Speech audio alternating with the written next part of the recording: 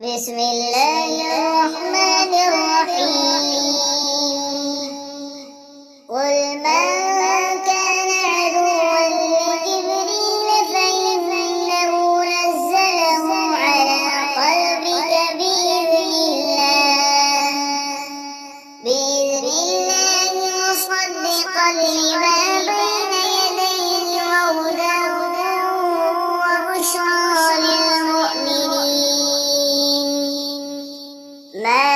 كان عدوا لله وملائكته ورسله وجبريل وميكال فإن الله عدو للكافرين. ولقد أنزلنا إليك آيات بينات وما يكفر بها إلا الفاسقون. أوكلما عاهدوا عهدا نبذه فريق منهم بل أكثرهم لا يؤمنون. ولما جاءهم رسول من عند الله مصدق لما معهم نبذ فريق من الذين أوتوا كتاب الله وراء ظهورهم كأنهم لا يعلمون. واتبعوا ما تتلو الشياطين على ملك سليمان وما كفر سليمان ولكن الشياطين كفروا يعلمون الناس السحر وما أنزل على الملكين ببابل هاروت وماروت وما يعلمان من أحد حتى يقولا إنما نحن فتنة فلا تكفر فيتعلمون منهما ما يفرقون به بين المرء وزوجه وما هم بضارين به من أحد إلا بإذن الله ويتعلمون ما يضرهم ولا ينفعهم ولقد علموا لمن اشتراه ما له في الآخرة من خلاق ولبئس ما شروا به أنفسهم لو كانوا يعلمون. ولو أنهم آمنوا واتقوا لمثوبة من عند الله خير لو كانوا يعلمون. يا أيها الذين آمنوا لا تقولوا راعنا وقولوا انظرنا واسمعوا وللكافرين عذاب أليم. ما يود الذين كفروا من أهل الكتاب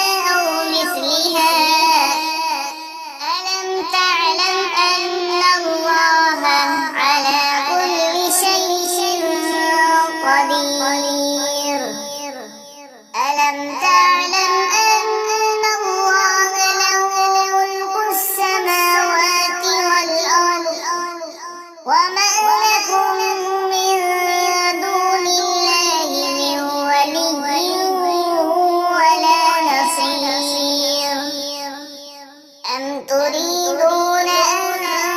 تسألوا رسولكم كما سئل موسى من قبل ومن يتبدل الكفر بالإيمان فقد ضل سواء السبيل ود كثير من أهل الكتاب لو يردونكم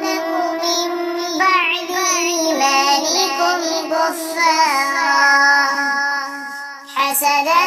من عند أنفسهم من بعد ما تبين لهم الحق فاعفوا واصفحوا حتى يأتي الله بأمره إن الله على كل شيء قدير وأقيموا الصلاة وآتوا الزكاة وما تقدموا لأنفسكم من خير تجدوه عند الله إن الله بما تعملون بصير وقالوا لن يدخل الجنة إلا من كان هودا أو نصارى تلك أمانيهم قل هاتوا برهانكم إن كنتم صادقين بلى من أسلم وجهه لله وهو محسن فله أجره عند ربه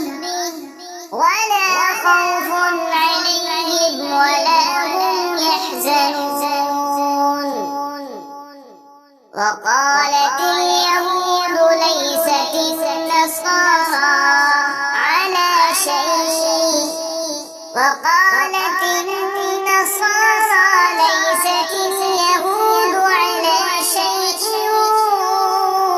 وهم يتلون الكتاب كذلك قال الذين لا يعلمون مثل قولهم فالله يحكم بينهم يوم القيامة فيما كانوا فيه يختلفون ومن أظلم ممن منع مساجد الله أن يذكر فيها اسمه وسعى في خرابها أولئك ما كان لهم أن يدخلوها إلا خائفين لهم في الدنيا خزي ولهم في الآخرة عذاب عظيم ولله المشرق والمغرب فأينما تولوا فثم وجه الله إن الله واسع عليم وقالوا اتخذ الله ولدا سبحانه بل له ما في